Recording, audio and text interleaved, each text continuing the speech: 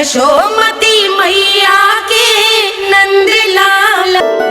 मैंने आप सबको एक बहुत आवश्यक सूचना देने के लिए बुलाओ है यहाँ। आज मैं कान्हा के पीछे पीछे वन गई थी। वहां मैंने कछु ऐसा देखो है जिसकी कल्पना करना भी असंभव है। मैंने बहुत विचित्र मानव देखो वहां, जो मानव जैसा भी ना था। जो भी था ना, साधारण जीव तो ना था। पर जसोदा, ऐसा कैसे संभव हो सकता है? क्या बुद्धि लगाई है यशोदा ने।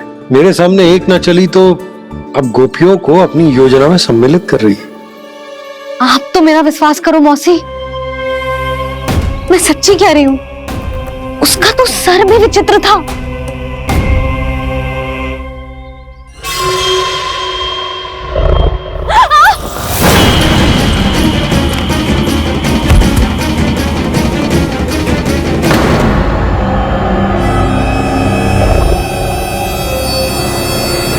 मैं असुर ना हूं रानी भाभी, मैं तो बंसी हूं।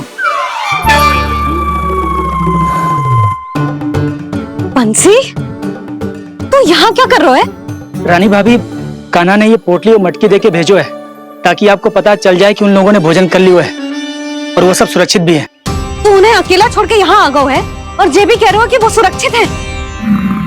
इतनी भी क्या शीघ्रता है वत्सासुर? ये जाल है, इसका छल है, पर मैं इसके बहकावे में नहीं आऊंगा।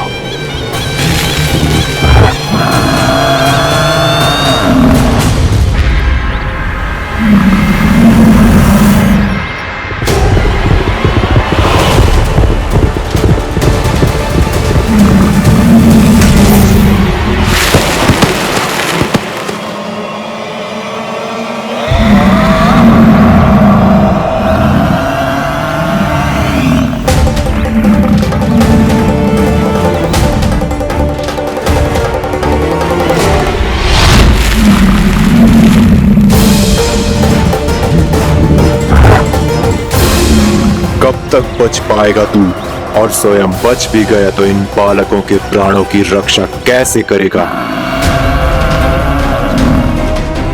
यदि तू अपनी हार स्वीकार नहीं करेगा तो इन सबको अपने पांव के नीचे कुचल दूंगा मैं।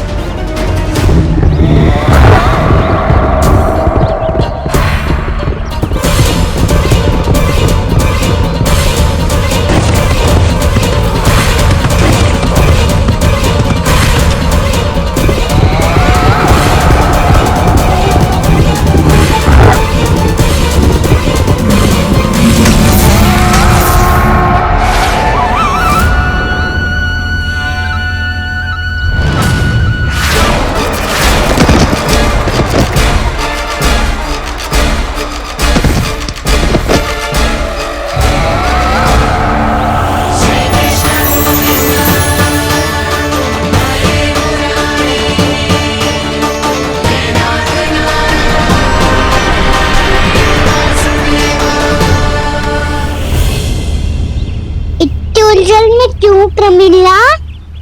रामलीला, पर मैं तो वत्सासुर हूँ। अब हो, पर वत्स से पहले तो प्रमिला थे। माँ भली असुर। तो फिर मैं वत्सासुर कैसे बना प्रभु? एक बार तुम माँ ऋषि वशिष्ठ के आश्रम गए थे। यक्षों, गंधर्वों और देवताओं तक को पराजित करके जिसने अपने अधीन कर लिया, वो मुरुपुत्र प्रमिलासुर आपके द्वार पर खड़ा है। महर्षि वशिष्ठ स्वागत नहीं करेंगे। द्वार पर खड़ा व्यक्ति देवता या असुर नहीं होता है प्रमिला, वो तो बस एक अतिथि होता है और अतिथियों का स्वागत करना हमारी परंपरा है। आओ। पर वो नहीं जानते थे। अभिमान तुम्हारे विवेक को निकल चुका था। आपने हमारा स्वागत तो कर लिया महर्षि, परंतु यहाँ तो हमारे बैठने के लिए उचित स्थान तक नहीं है। हे माता नंदिनी, असुर राज के लिए आसन की व्यवस्था कीजिए।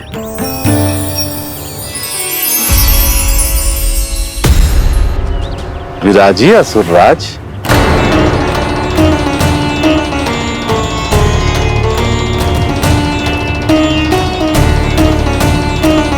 अब जब आपने मुझे बैठने के लिए कहा ही है तो भोजन की व्यवस्था तो होनी ही चाहिए।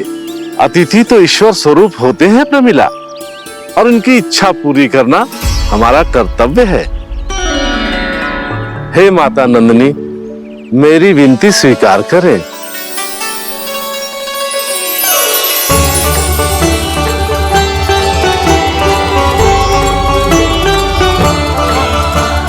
आरंभ करो प्रमिला। ये तो बहुत ही चमत्कारी गाय है, किसी भी मूल्य पर इसे प्राप्त करना ही होगा मुझे। फिर तुमने ऋषि वशिष्ठ से नंदिनी को पाने की योजना बनाई और कुछ ही दिन के बाद ब्राह्मण का रूप लेकर उनके आश्रम पहुंच गए। कहिए ब्राह्मण देव, मैं आपकी क्या सेवा कर सकता हूँ? महर्षि वशिष्ठ के आश्रम आया हूँ। रिक्त हाथ वापस लौटना तो संभव ही नहीं है। ईश्वर की कृपा से आपके मन में जो है वो सब मिलेगा। अपनी इच्छा प्रकट कीजिए ब्राह्मण देव। तो महर्षि, ये गाय मुझे दान में दे दीजिए। गाय मुझे दान में दे दीजिए। किस सोच विचार में पड़ गए महर्षि? क्या आप ब्राह्मण की इच्छा पूरी किए बिना ही उसे आश्रम से लौटा देंगे? किंतु इस ढोंगी के कुचक्र में मत फंसिए महर्षि। ये ब्राह्मण नहीं, असुर प्रमीला है जो छल में मुझे आपसे छीनने आया है। छल? मेरे साथ छल करता है दुष्ट? तुझे इस कपट का दंड अवश्य मिलेगा। माता नंदिनी, इसके कुकर्म का फल दीजिए। तूने एक दिव्य गाय को पाने के लोभ में अपना वेश बदला था। अब मैं तुझे श्राप देती हूँ, तेरा वेश सदा सदा के लिए बदल जाएगा। इसी क्षण से गाय का बछड़ा अर्थात वत्स बन जाएगा तू वत्सासुर। बन जाएगा तू वत्सासुर। ये क्या हो रहा है मुझे?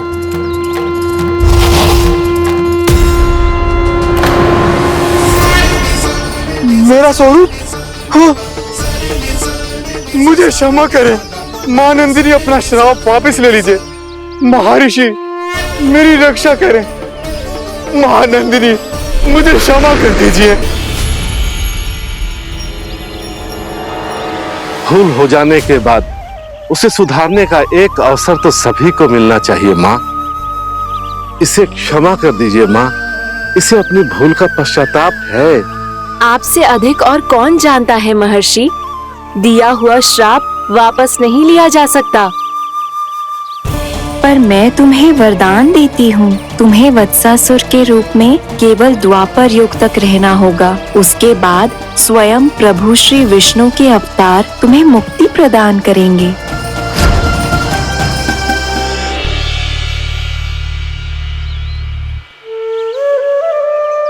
मुझ जैसे मूर्ख अभिमानी दुष्ट को भी आपने मुक्ति प्रदान की प्रभु।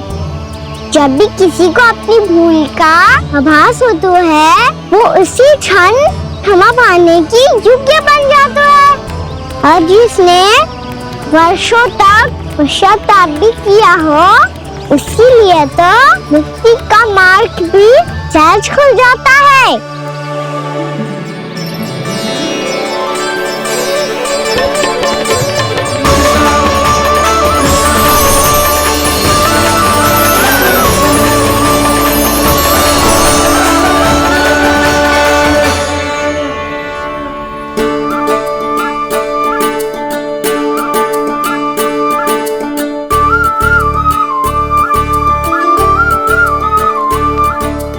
यशोदा,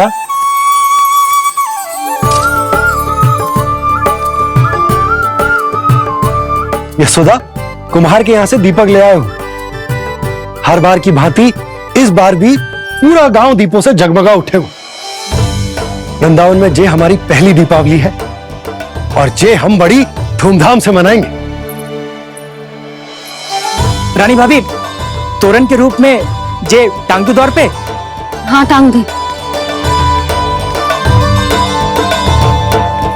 अरे ठहरो, बंसी जी तोरण थोड़ी ना है। तोरण तो आम के पत्तों और गेंदे के फूल का बनता है। जी किसने कही तुझे ऐसे टांगने के लिए?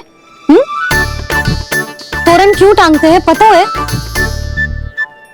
हे नारायण, तोरण इसलिए टांगते हैं ताकि बुराई और नकारात्मकता को हम द्वार के बाहर ही रोक दें और भीतर उन शक्तियों को आमंत्रित करें जो ऊर्जा, उत्साह और दिव्यता से भरी हो, जैसे मैया लक्ष्मी।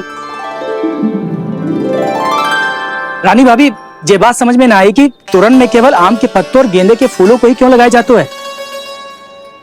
वो इसलिए बंसी क्योंकि आम के पत्ते घर के भीतर की दूषित वायु को खींचकर बाहर निकाल देते हैं और किसी भी प्रकार की नकारात्मक ऊर्जा को उसका हरा रंग घर के भीतर प्रवेश ना करने देते और आंखों को शांति और सुखद अनुभव कराता है, वो बात अलग।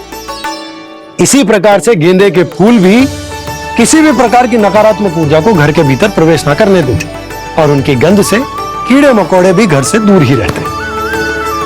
समझ में आई बात? जी समझ गए हो। हाँ तो समझ गए हो तो जा ना, शीघ्र आम के पत्ते लेके आ जा। जी। यशोदा, अपने कान्हा के गौचारण से लौटने की प्रतीक्षा में तुम जितनी व्याकुल हो ना, उतना व्याकुल तो अयोध्यावासी भी ना थे भगवान श्री राम के वनवास से लौटने पर। हर मैया के लिए उसका लल्ला श्री राम ही होता है। अच्छा एक बात बताओ, तुम अपने श्री राम, मेरा अर्थ है कि तुम्हारे लल्ला की प्रतीक्षा ऐसे ही भूखे प्यासे खड़े रहकर इस द्वार पर करने वाली हो क्या? भोजन की स्मृति सता रही है आपको? अपने लल्ला की कोई चिंता ना है।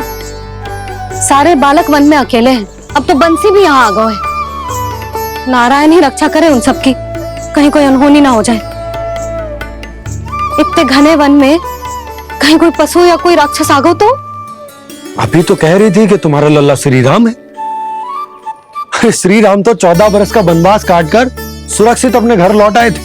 तुम्हारा लल्ला तो सवेरे गया है गौचरण को, गोधूली के पहले वापस आ जाएगा। चिंता मती करो यशोदा, अकेले रहकर सब संभालेगो तभी तो हर परिस्थिति का सामना अच्छे से कर पाएगो।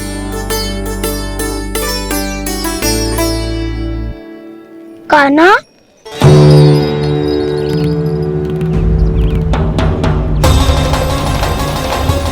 अब ये तार तो पूरा फंस गया। अब इस स्थिति को कैसे संभालूं? जी कैसे हो? जी वच तो हमारो ना है। जी वच तो है ही ना। जी तो एक बहुत भयानक राक्षस लग रहा है।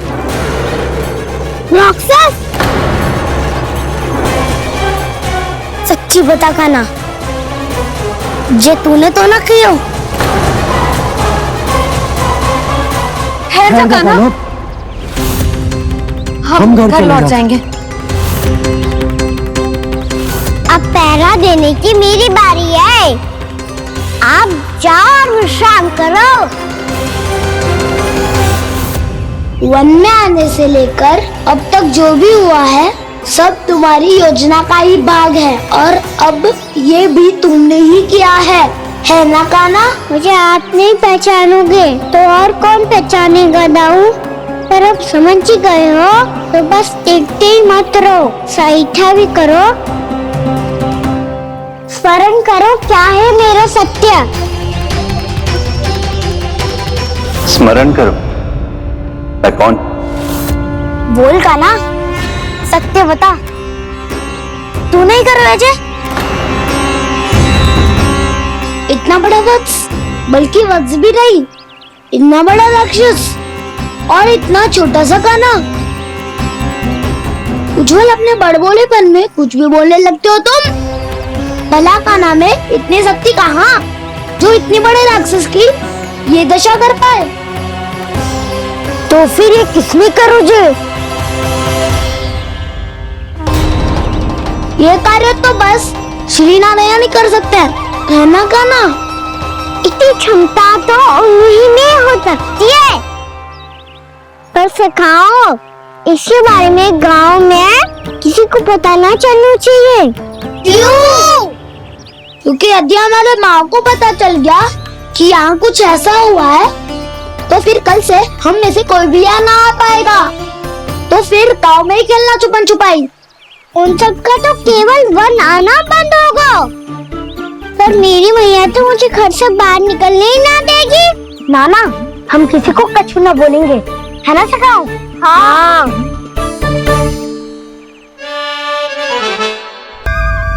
क्या हो सकता तो हाँ क्यों ना कह रहे है? क्योंकि हम यदि वन में आते ही रहे और ऐसे भयानक राक्षस या पशु ने हम पर फिर से आक्रमण कर दिया तो कान्हा है ना, मेरे कहने का अर्थ है कि श्री नारायण है ना, जैसे उन्होंने आज हमारे प्राणों की रक्षा की, भविष्य में भी वही करेंगे। तो चलो और सारे के सारे खाद होली का समय हो गया है, वापस चलना चाहिए। मना तो कर दिया है, पर ये सब मानेंगे यदि इनमें से किसी ने भी भैया के सामने मेरा पेट खोल दिया तो?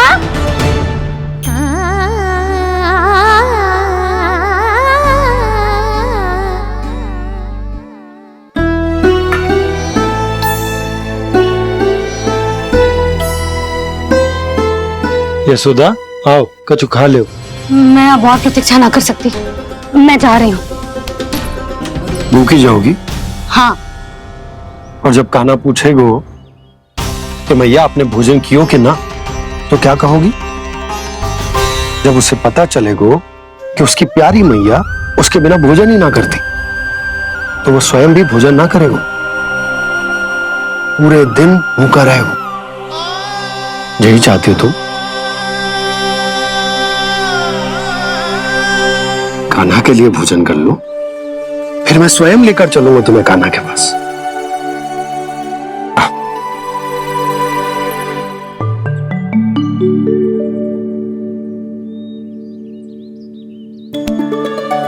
आपने कान्हा का नाम लियो है, इसीलिए खा रही हूँ।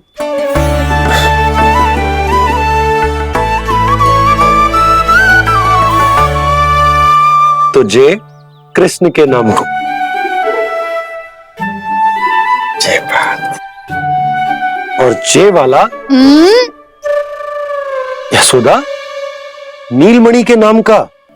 अरे नीलमणि के नाम का मान ना रखोगी तो उसे लगेगा कि ये कृष्ण कान्हा जैसे नए नाम आ जाने से उसका पुराना नाम फीका पड़ गो। स्मरण है ना तुम्हें कि कान्हा के नामकरण से पहले नीलमणि नाम ने हमारा कितना साथ दिया? तो जे तो खाना पड़ेगा।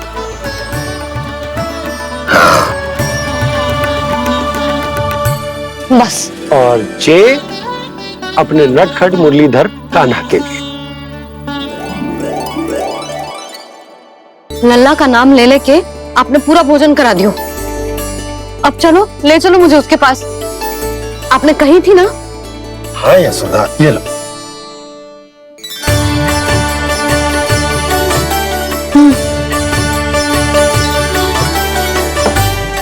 चलो। हमने तो वापस न लौटने का वचन दिया था अपने लल्ला को। मैं तो मैया हूँ, ममता में आके अपना वचन भूल जाती हूँ, पर गोपराज तो अपने वचन के पक्के हैं। जे इतनी शीघ्र कैसे तैयार हो गए?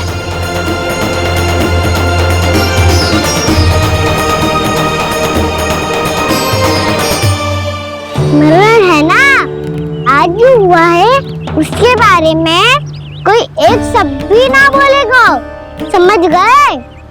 हम तो समझ गए कान्हा, और हम बताएंगे भी ना। पर इसकी मृत्यु देखकर क्या करें? यदि किसी गांव वाले ने देख लिया तो हमें तो बताने की आवश्यकता ही ना पड़ेगा।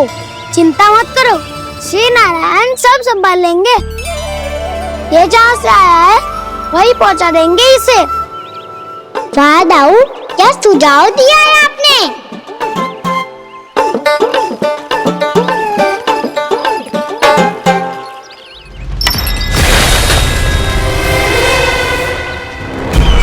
देखना तुम दोनों, जो कोई नहीं कर पाया वो वत्सासुर करके दिखाएगा, बद्ध कर देगा मेरे उस शत्रु का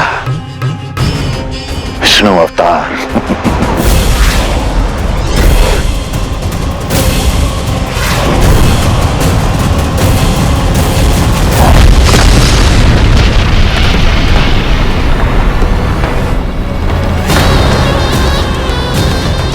वत्सासुर! वत्सासुर! कैसे मारा उस विष्णु अवतार ने गौवंश को? तुमने वत्स का अर्थात गोवंश के जीव का वध किया है कान्हा? नहीं दाऊ, मैंने तो राक्षस वत्सासुर को मोक्ष किया है। अपने कर्मों को घुमा फिरा के सही सिद्ध मत करो कान्हा। मेरी बात सुनो, मैं दाऊ हूँ तुम्हारा। वो जो भी था था तो गोवंश से ही ना। तुमसे उसकी हत्या हुई है और तुम्हें इसका प्रायश्चित करना ही चाहिए। ऐसे करूं